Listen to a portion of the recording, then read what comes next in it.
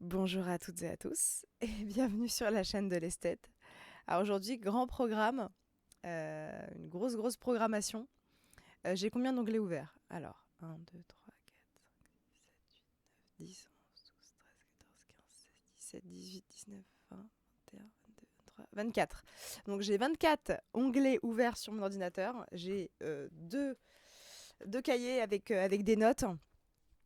Très grand sujet aujourd'hui. J'espère que vous allez tous bien. Je ne pense pas être attaquée en justice par les grands de ce monde, les gros lobbies, les gros lobbyistes, euh, sachant que je n'ai pas 1 million d'abonnés, donc ça devrait aller. Mais quand même. euh, alors avant de parler de ce sujet, j'aime bien faire une petite transition avec l'actualité, parce qu'à la base ça n'avait rien à voir avec l'actualité, et finalement ça a tout à voir. Il y a quelques jours, alors là, je suis sur un article du Monde, donc le journal Le Monde, qui parle donc de la conférence de presse de notre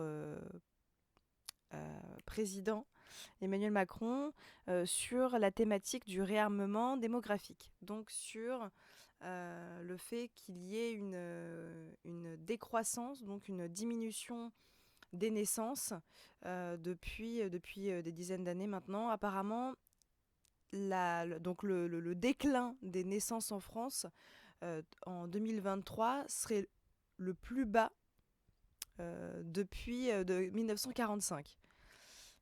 Donc, ils cherchent à mettre une batterie de mesures destinée à alimenter le réarmement démographique. Et donc, la conférence de presse a eu lieu le 16 janvier. Je ne savais pas. J'en ai entendu parler. Voilà, je ne m'intéresse pas forcément aux actualités parce qu'il y a énormément d'annonces négatives qui peuvent ne pas nous mettre dans un bon mood, mais il faut quand même rester un minimum au courant. Enfin, c'est quand même important. Et donc c'est intéressant. Je pourrais vous le mettre en barre d'infos. Je vais vous mettre tous les liens de ce que je vais aborder aujourd'hui en barre d'infos. Comment commencer ce sujet? Donc le sujet, euh, ce n'est pas le réarmement démographique. Quoique, on pourrait en discuter, bien évidemment. Mais j'ai regardé il y a quelques jours pas mal d'analyses et de revues sur le documentaire et le film qui s'appelle Toxic Beauty, avec l'accent français. Alors, on va regarder carrément les notes que j'ai prises.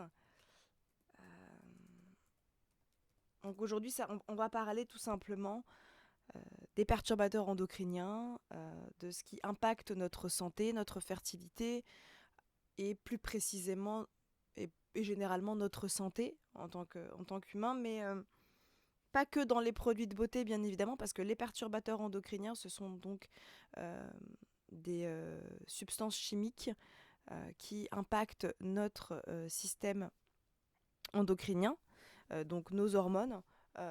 Et notre sphère reproductive, je ne sais pas si ça se dit comme ça. Non. Bon, je diverge, mais je vais quand même vous donner la définition des perturbateurs endocriniens. Donc c'est sur le site Santé publique France. Donc les perturbateurs endocriniens agissent en perturbant les fonctions hormonales de l'organisme. Ainsi, l'activité des glandes endocrines, qui produisent les différentes hormones essentielles à notre santé, à notre équilibre, à notre développement, peuvent être altérées. Et bien évidemment, moi je rajoute ces hormones essentielles à notre fertilité, bien évidemment. Bon, c'est indiqué après. Bon, j'ai un peu anticipé. Les perturbateurs endocriniens peuvent perturber l'ensemble des fonctions endocrines, à savoir les fonctions reproductrices, les fonctions thyroïdiennes, les fonctions surrénaliennes, le métabolisme et le développement neuronal. Ce qui amène assez souvent d'ailleurs à des malformations des enfants prématurés. En tout cas, c'est indiqué dans le fameux reportage dont je vous parle depuis tout à l'heure, des malformations, des fausses couches, vraiment la difficulté à procréer et l'infertilité, ce n'est pas que ne pas avoir d'enfant, mais c'est ne pas réussir à le concevoir dans notre corps en tant que femme, et surtout à garder un fœtus et du coup un enfant en bon développement tout au long de la grossesse. C'est surtout ça aussi.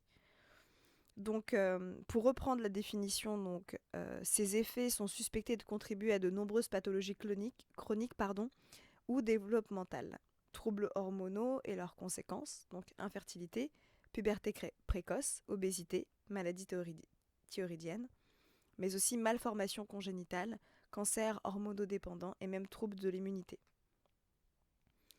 Le poids des preuves évolue régulièrement en fonction des nouveaux résultats d'études publiées. Le deuxième rapport commun de l'OMS et du Programme des Nations Unies pour la santé, publié fin 2012, a évalué le poids des preuves depuis 2002, date du précédent rapport, et fait un état scientifique des connaissances sur ce sujet. De fortes préoccupations sont exprimées par la communauté scientifique ou civile sur l'impact sanitaire éventuel de ces substances. Il n'y a pas d'éventuel, hein. C'est clairement démontré. Qui sont présentes dans l'environnement ou dans les produits de consommation et de cosmétiques. Bon, ça voilà. De nombreux questionnements concernant les effets sur l'homme. Bon, ça, je vous laisserai le lire si vous le souhaitez. Je vais juste le regarder rapidement. De nombreux travaux montrent la sensibilité aux perturbateurs endocriniens. Et ça peut varier en fonction des périodes de la vie de l'individu. Donc ça va de la période fœtale à la petite enfance, au moment de l'adolescence et de la puberté. Jusqu'au moment où la personne est adulte et souhaite avoir des enfants. Ouais. Mais au-delà de ça, parce que on va me dire, mais moi si je veux pas d'enfants, ce serait étonnant que vous m'écoutiez et que vous en vouliez pas, mais c'est possible. Et chacun fait son choix, bien évidemment, je le respecte. Mais dans tous les cas, même si cette personne, tu ne souhaites pas d'enfants, eh bien, je te dirais que dans tous les cas, notre corps humain est fait pour cela. Maintenant, on a le choix, bien évidemment. Mais le bon fonctionnement d'un corps humain, en tout cas pour parler d'une femme puisque j'en suis une, le bon fonctionnement d'une femme, en tout cas quand elle ne prend pas d'hormones, justement la pilule est un autre sujet aussi, hein, mais c'est en lien avec ça, parce que finalement on essaye d'éviter les perturbateurs endocriniens, mais quand on prend la pilule, on prend clairement un perturbateur endocrinien. Mais c'est le but, c'est de ne pas avoir d'enfant, donc d'arrêter toute ovulation. Je suis pas contre ni pour, mais c'est un autre débat, c'est un autre sujet. En tout cas, ce qui est certain, c'est que les perturbateurs endocriniens perturbent du coup le bon fonctionnement du corps humain. Et le bon fonctionnement du corps humain, pour une femme, c'est d'avoir une ovulation tous les mois. Et ensuite, ses menstruations. C'est simple comme bonjour. Donc on a la phase lutéale, si je ne dis pas de bêtises, parce que je m'étais formée justement là-dessus. Phase lutéale, attendez, on va regarder cycle féminin pour être sûr pour ne pas dire de bêtises, parce que pour moi c'est la phase lutéale. Tout. Donc menstruation, non c'est pas ça. Oui, le cycle menstruel de 28 jours, bon ça c'est quand même encore très cliché, puisque la plupart des femmes n'ont pas un cycle très... Ah non, c'est pas la phase lutéale, pardon, je me suis trompée. Alors du coup, toutes les femmes n'ont pas un cycle fixe, c'est ce que je voulais dire tout à l'heure. C'est-à-dire que 28 jours, c'est le cliché, c'est, oui, effectivement, des études qui ont été démontrées que normalement le cycle féminin est de 28 jours. D'ailleurs, c'est le même cycle que la Lune. Tit, tit, tit, tit. Bon, le côté ésotérique, ça c'est autre chose.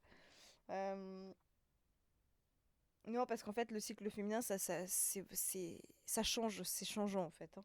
Donc c'est pas forcément 28 jours. Après, oui, c'est une moyenne, hein, mais on est obligé de se baser là-dessus pour le dire. Mais ça ne veut pas... Pardon, wow. Ça ne veut pas dire que parce que une femme a un cycle de 32 ou 33 ou 30 jours, que c'est mauvais. C'est à partir de 35-40 jours de cycle où là, on dit qu'il y a un petit souci quand même. Mais voilà, ça peut être tout à fait normal, hein. Donc, pour reprendre, le cycle menstruel se compose de 3 phases. Donc, c'est la phase folliculaire en premier.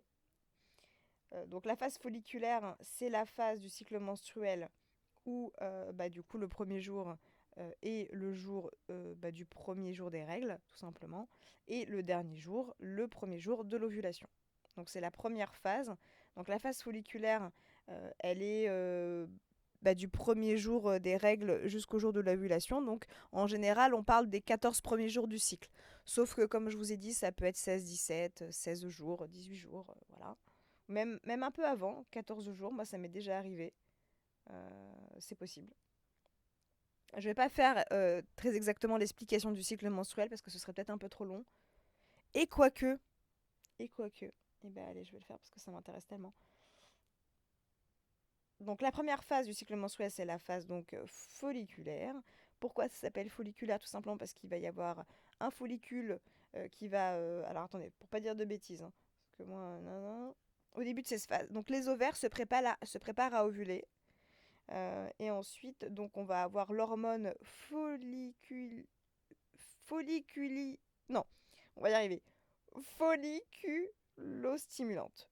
Folliculostimulante. Cette hormone entraîne la croissance de plusieurs follicules à la surface de l'ovaire. Chacun de ces petits sacs remplis de liquide contient un ovule.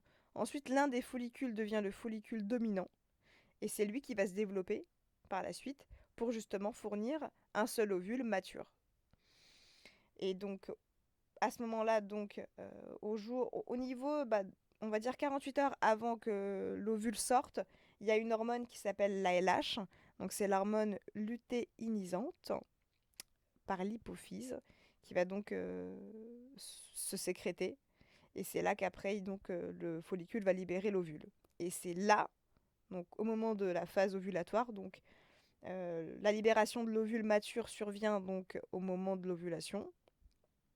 Et après la montée de la hausse de l'hormone LH, et après la libération, l'ovule entre va aller dans les trompes de Fallope où la fécondation peut avoir lieu s'il y a présence de spermatozoïdes.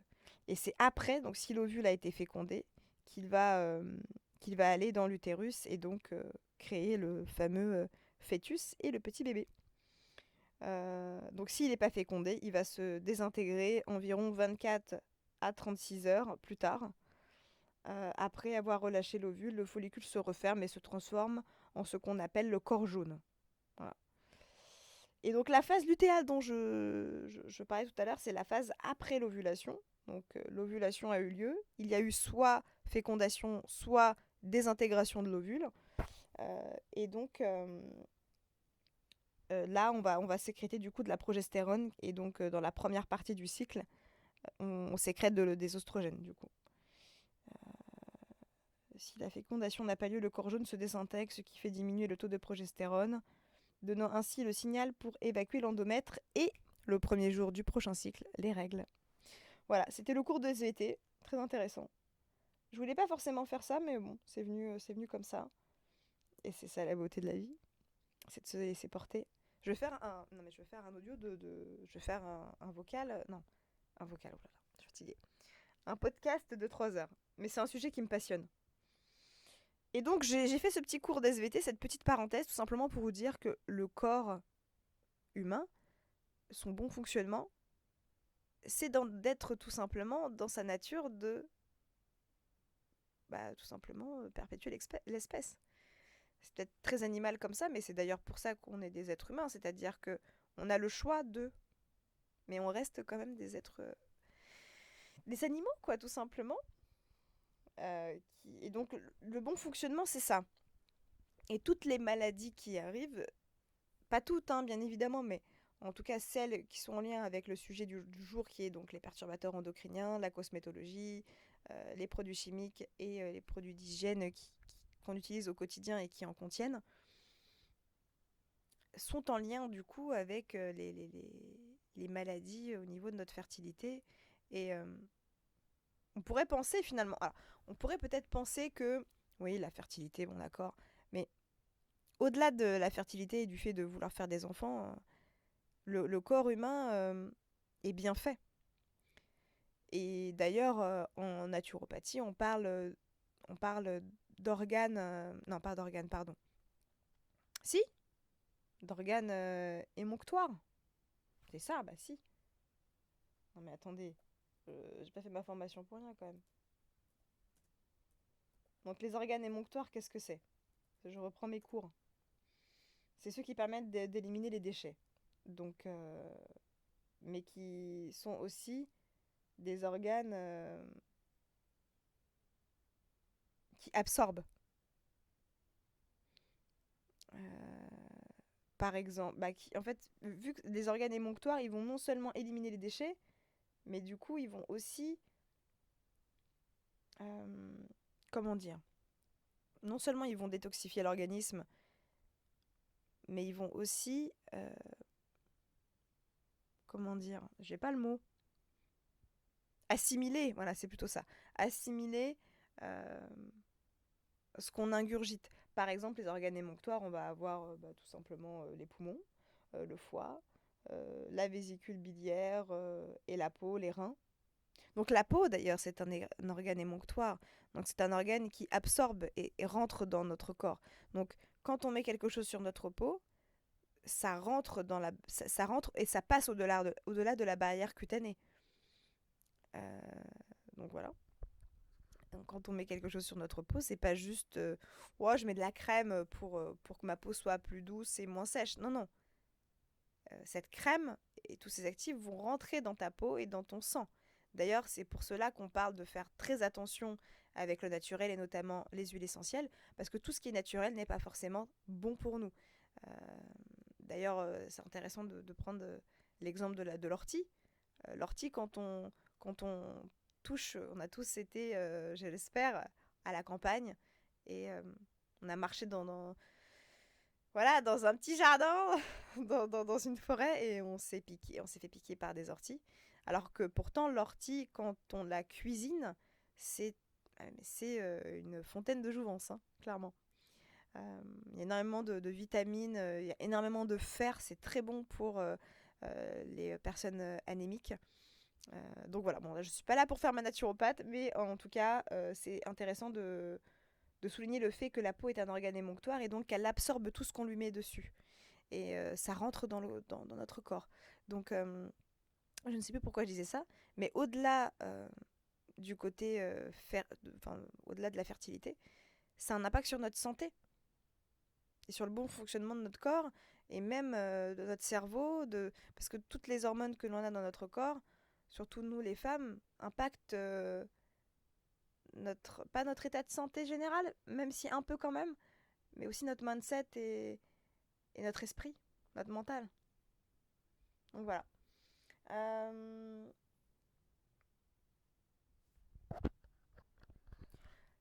Alors, je vais quand même me focaliser sur le sujet principal. Donc, pour résumer, donc le contenu, tout simplement, comme je vous ai dit tout à l'heure, de ce reportage, de ce film, plus précisément de cette enquête, un peu à la Élise Lucet. Donc, le documentaire suit les expériences et les motivations des consommateurs des produits de beauté, ainsi que l'expérience des cancers causés par les cosmétiques de grandes marques, de gros groupes. Et le reportage donc, comprend des entretiens, comme je vous dis tout à l'heure, avec des scientifiques, donc c'est le côté très pragmatique, des médecins, des avocats, des endocrinologues. Aussi, il me semble que c'est aussi des chercheurs et des sociologues. Alors, ce qui est intéressant dans le contenu, parce que moi j'ai vu des revues, mais j'ai pas vu l'intégralité. euh, En fait, le film, si vous voulez, il a envie de enfin la démarche première de ce film, c'est de montrer le silence à l'égard des substances cancérigènes et et des perturbateurs endocriniens présents dans les produits cosmétiques. Euh, alors là, on parle du marché américain, mais c'est partout pareil. Alors oui, en France, on est peut-être un petit peu mieux, parce que la législation en France est un petit peu plus stricte qu'en Amérique, où en Amérique, il y a vraiment des produits avec une teneur très élevée de produits toxiques, irritants ou perturbateurs endocriniens. Euh, alors, moi, j'ai pas vu tout exactement, mais on voit dans le documentaire une femme qui témoigne et qui s'appelle Mimi Nguyen et qui relate son expérience de s'être remise d'un cancer bénin à cause de l'utilisation inappropriée de talc.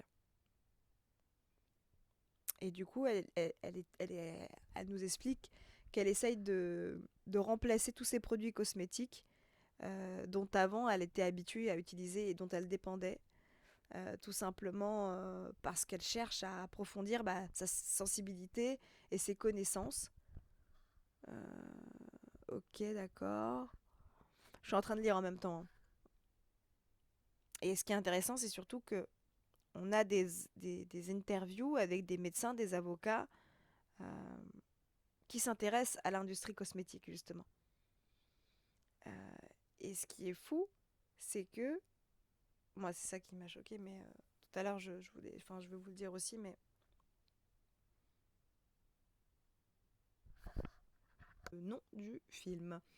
Donc c'est un documentaire canado-américain qui est sorti en 2019 et qui parle donc de l'exposition des substances dangereuses euh, contenues dans les produits de beauté. Et ils ont un sujet bien spécifique qui est la poudre bébé d'un grand groupe, J&J, sans vouloir me faire attaquer par des avocats. En même temps, bon, j'ai pas 1 million d'abonnés, donc ça va.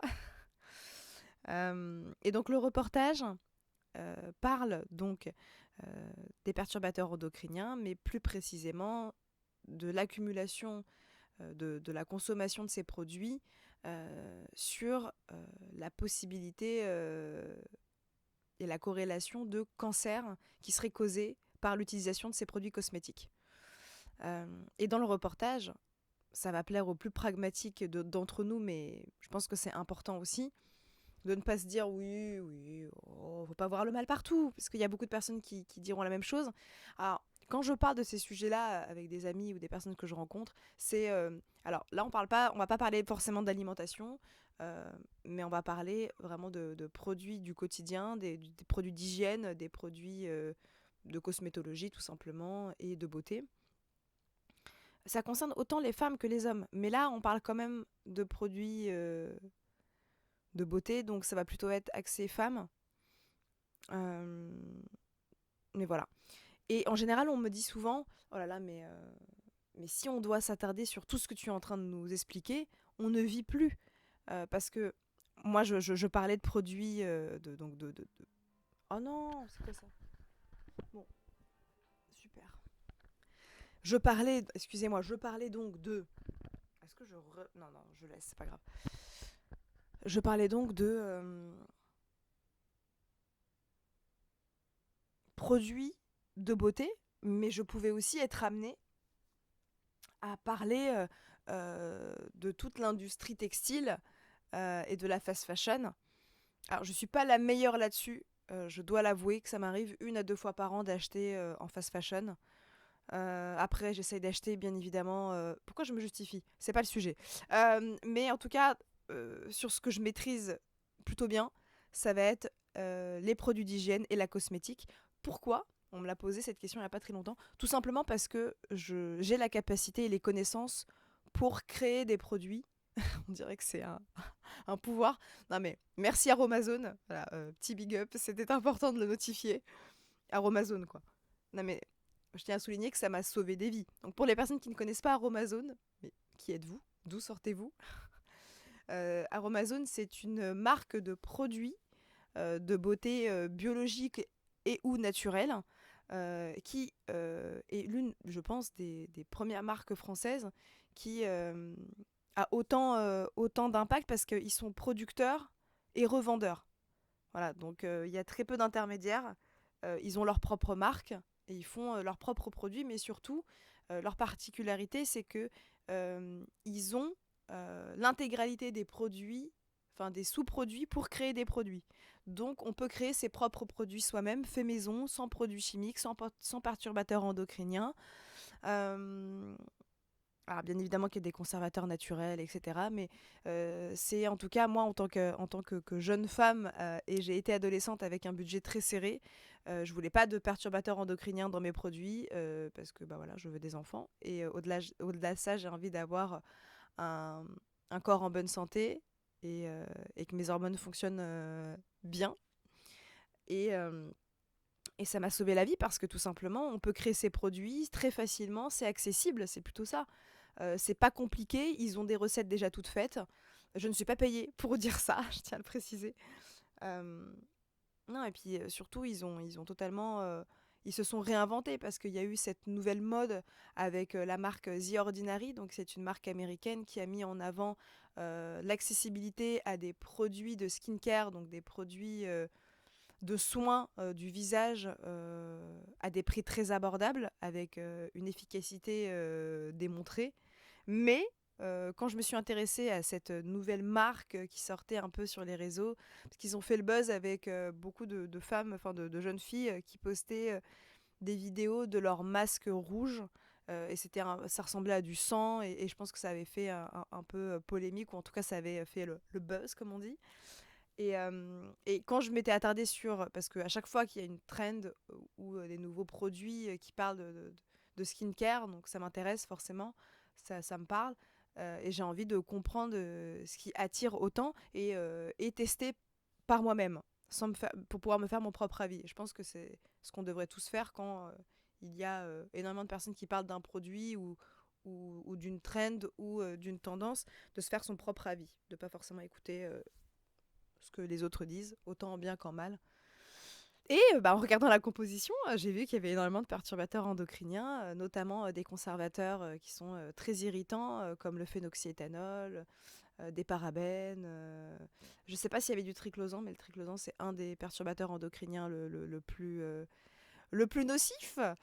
Euh, D'ailleurs, je vais mettre pas mal d'articles en barre d'infos. Je pense que ça peut être vraiment intéressant de faire un peu...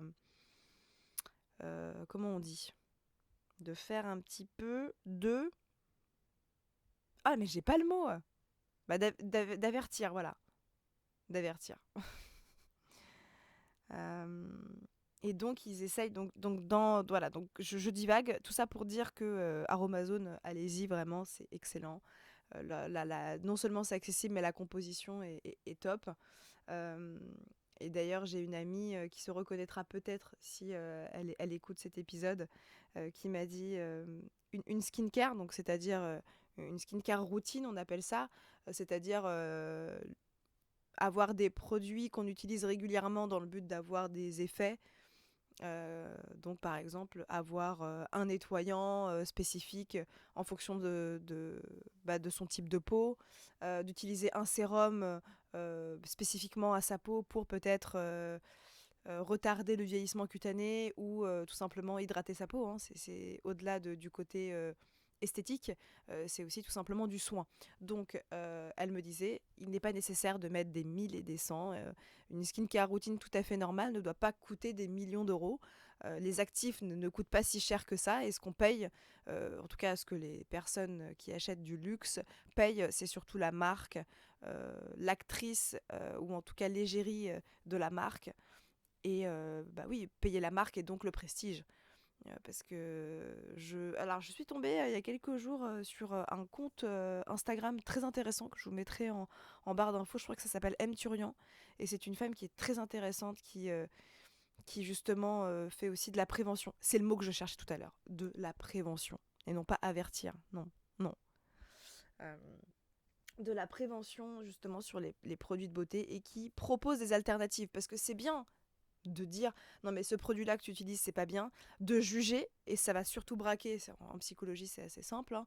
Euh, Si on te dit que ce que tu fais est mauvais, ça va juste braquer la personne. C'est d'ailleurs la base même de la communication non violente, mais c'est un autre sujet, on divague encore. Bonsoir. Euh, et en l'occurrence, donc elle fait de la prévention et ça s'appelle M. Turian. Et c'est intéressant de faire de la prévention, mais surtout de donner des clés derrière.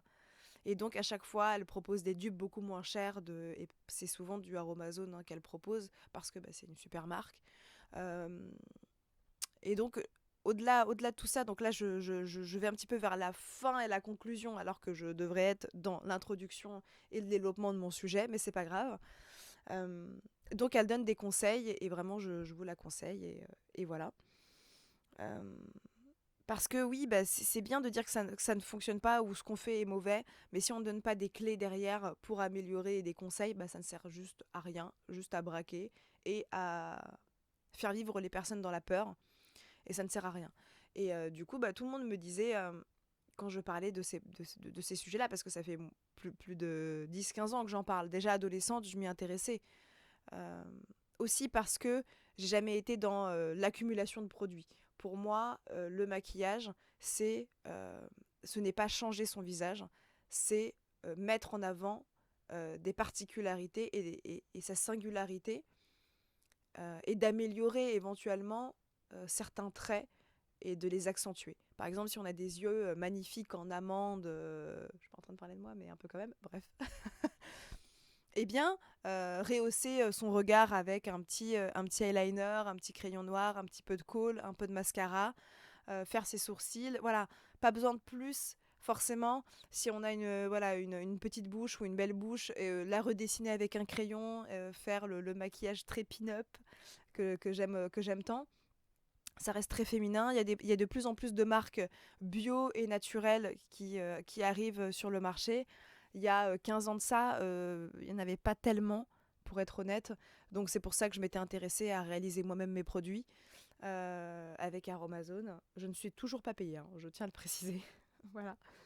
Euh, et donc, pour revenir sur le sujet principal, ce reportage met du coup en avant les substances dangereuses et l'impact sur notre santé. Donc le reportage met en avant, pour les plus pragmatiques d'entre nous, et c'est ça que je voulais dire tout à l'heure avant de tergiverser, euh, donc met en avant des entretiens avec des scientifiques, avec des endocrinologues, des médecins, des avocats, donc qui sont liés à la réglementation et aux normes en cosmétologie.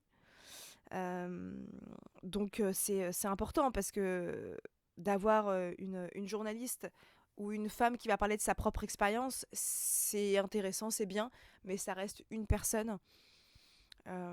D'ailleurs, ils parlent, ils disent cette phrase.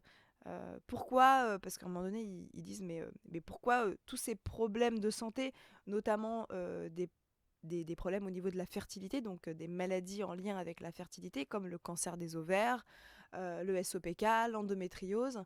Euh, je ne sais pas si l'endométriose est vraiment en lien avec, mais ça pourrait. En tout cas, ce qui est certain, c'est que les maladies qui sont, ça je pourrais vous mettre des articles qui le démontrent, hein, qui sont en lien avec les perturbateurs endocriniens et l'utilisation dangereuse des produits de beauté, enfin des produits dangereux dans les produits de beauté, pardon, c'est le cancer du sein, le cancer des ovaires et le syndrome des ovaires polykystiques, qui sont en lien avec forcément un problème au niveau de la fertilité et des hormones féminines, donc les oestrogènes et la progestérone. Euh, il ne faut pas oublier, alors je pourrais parler aussi d'un autre sujet, mais voilà, il y a énormément de livres aussi qui m'ont parlé, notamment, le nom va peut-être faire rire certains, mais Spermageddon, je crois que je l'ai quelque part à la maison dans ma bibliothèque. Je ne l'ai pas terminé, mais c'était une étude scandinave sur forcément la diminution des naissances et que c'était en lien avec justement l'infertilité masculine, comme son nom l'indique, spermageddon, sperme, voilà, spermatozoïde. Oui, parce qu'il a souvent été, bon je vais pas faire ma féministe, hein, bien évidemment, vu que je ne le suis pas, mais on a souvent souligné le fait que la fertilité, on a souvent attaqué la femme quand un couple n'arrivait pas à avoir d'enfants. D'ailleurs, il y a une étude dans l'article que je vais vous mettre en barre d'infos qui souligne qu'un couple sur quatre a des problèmes de fertilité, donc sont dans l'incapacité d'avoir un enfant naturellement. Soit c'est la femme qui a un souci au niveau de son ovulation, tout simplement. Soit elle n'ovule pas, soit l'ovulation a du mal à se faire, ou soit il n'y en a pas du tout.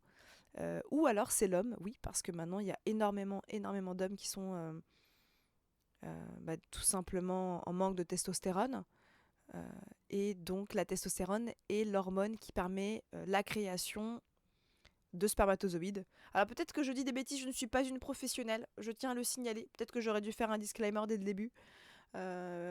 Si je dis une bêtise, que c'est pas clair, que c'est pas totalement concis, ou je ne sais pas. En tout cas, si ce n'est pas précis, c'est normal. Je ne suis pas une médecin, ni une journaliste, ni une sociologue, que sais-je. Je parle de ma propre expérience et de mes propres recherches. Donc, euh, donc voilà, disclaimer terminé. Oui, parce que avant on attaquait souvent la femme. Et c'était intéressant de voir que... Alors je suis contre l'infidélité, bien sûr, hein, je suis pas là à pousser les femmes à le faire, absolument pas, mais à l'époque on disait souvent quand l'homme était infertile et que la femme tombait enceinte, et qu'on découvrait que c'était l'homme qui ne pouvait pas procréer, et ben on se disait d'accord, donc en fait cette femme a donc trompé son mari. Et donc on se rend compte que c'est... On se rend compte, à l'époque on se rendait compte que c'était donc pas la femme le problème, mais l'homme. Voilà. Et là, de nos jours, c'est de plus en plus le cas. Effectivement, alors je n'ai pas d'études, faudrait que je me renseigne là sous les yeux sur est-ce que c'est les hommes ou les femmes qui ont le plus de maladies en lien avec leur fertilité, lesquelles sont plus infertiles que l'autre. Je ne sais pas, honnêtement. Tout ce que je sais, c'est qu'un couple sur quatre, ça s'est démontré, ont des problèmes de fertilité. Alors, à la fin de l'épisode, je vais quand même vous donner des conseils avec un article qui est vraiment très bien fait.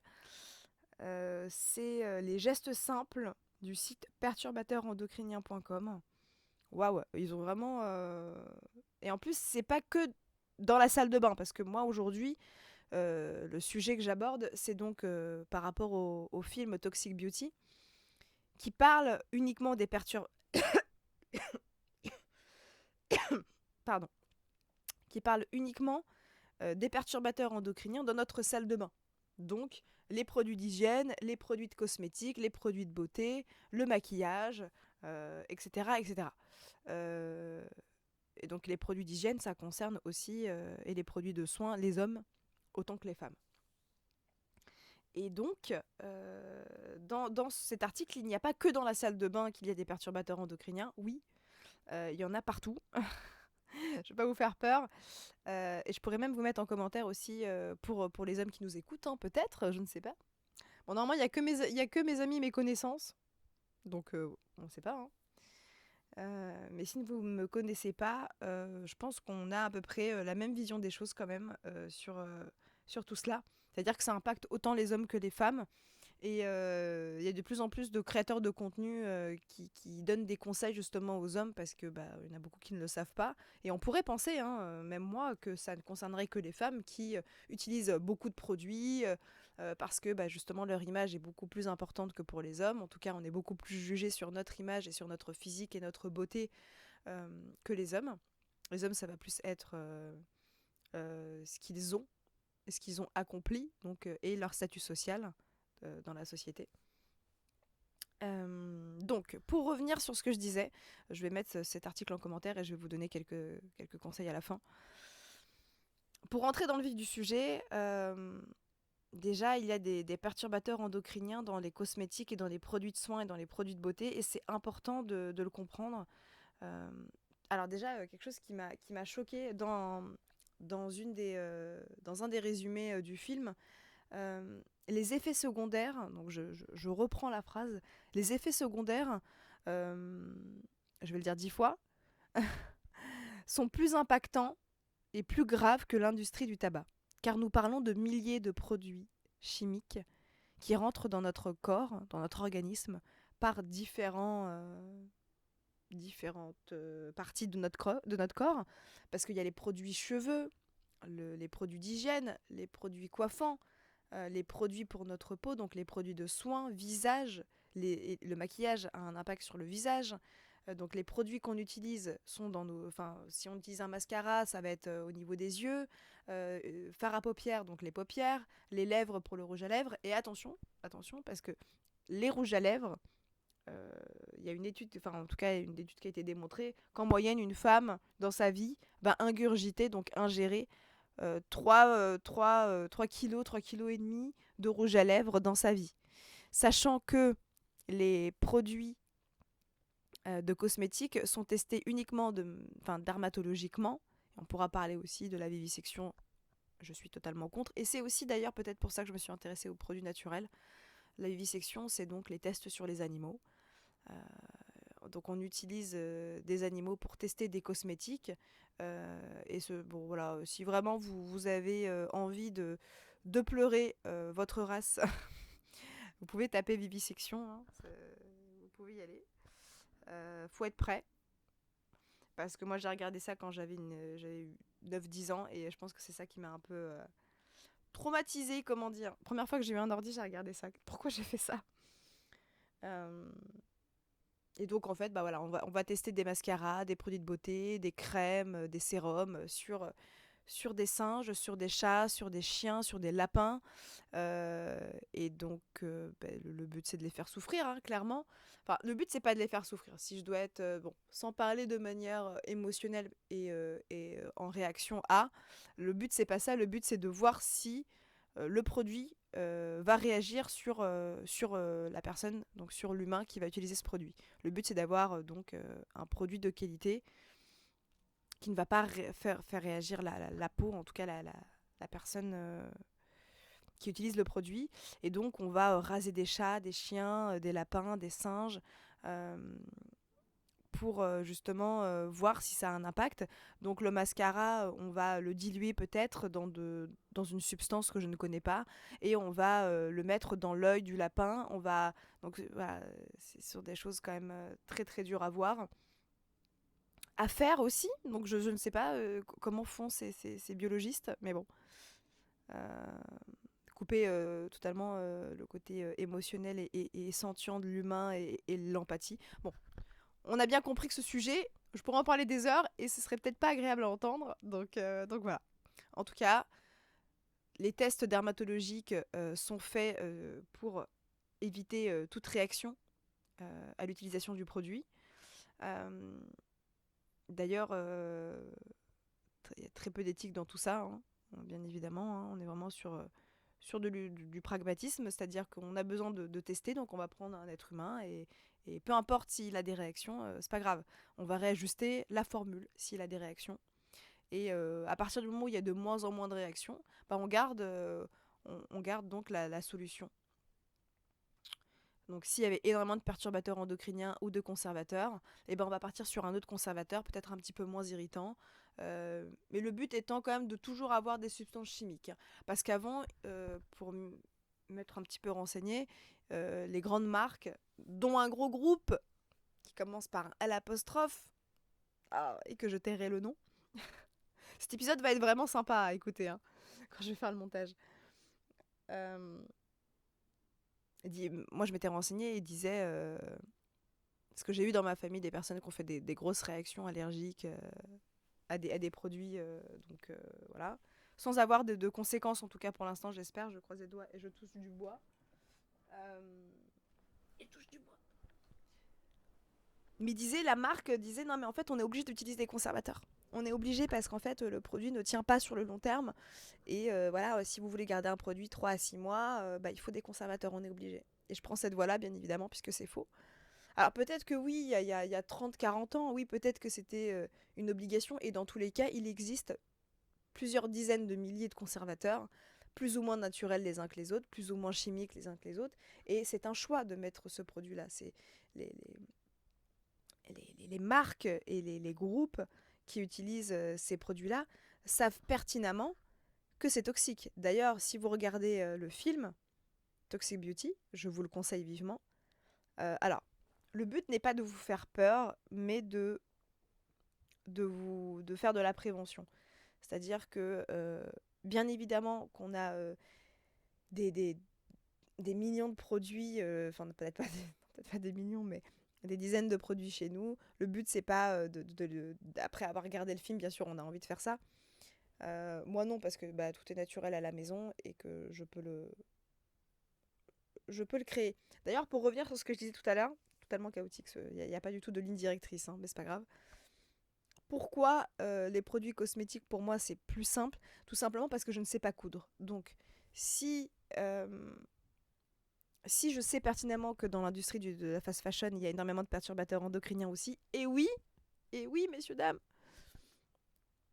c'est quand même plus simple pour moi, qui me suis un minimum formée grâce à des marques comme Aromazone, mais même avec YouTube, hein, on peut trouver des recettes très faciles avec des produits du quotidien.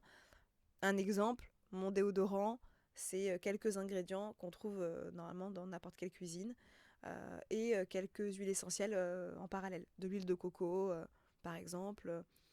Donc il y a plusieurs bases de déodorant, moi j'en ai trois. Une base avec de l'huile de coco, de la fécule de maïs, du bicarbonate, des huiles essentielles.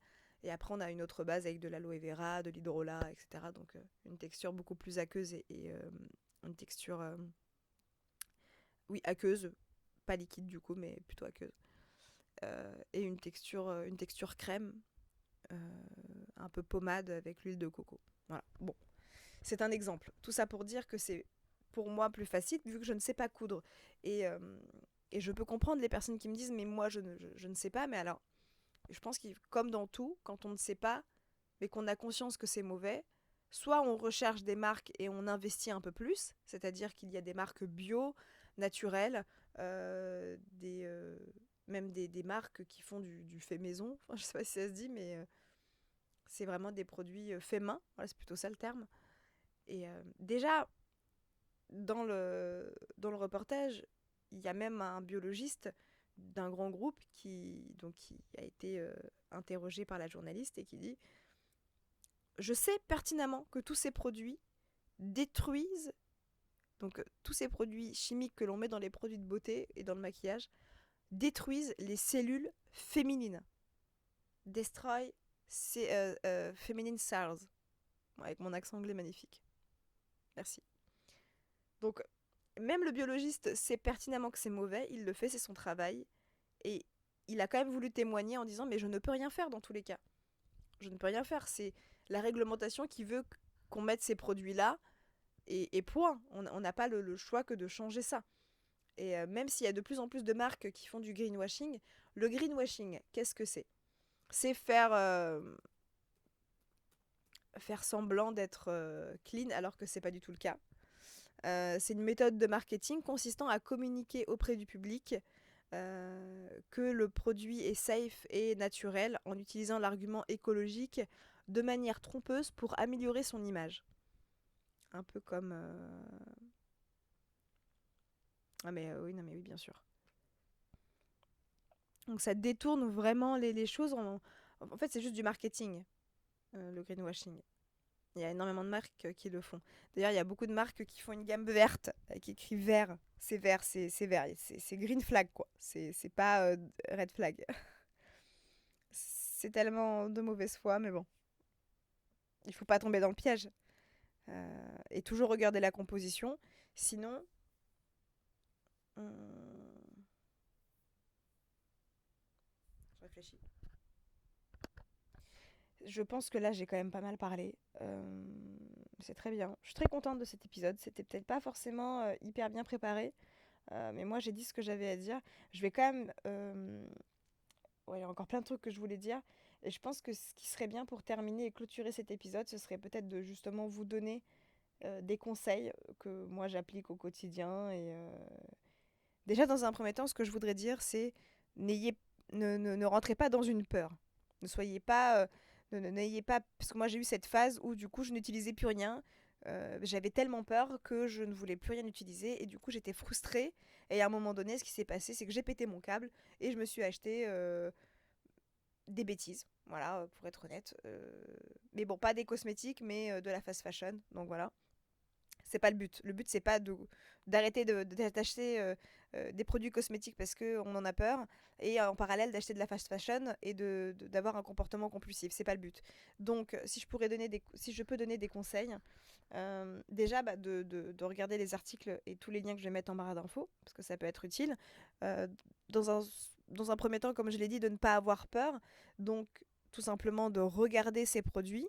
Un conseil très simple et facilement applicable: acheter du bio, tout simplement.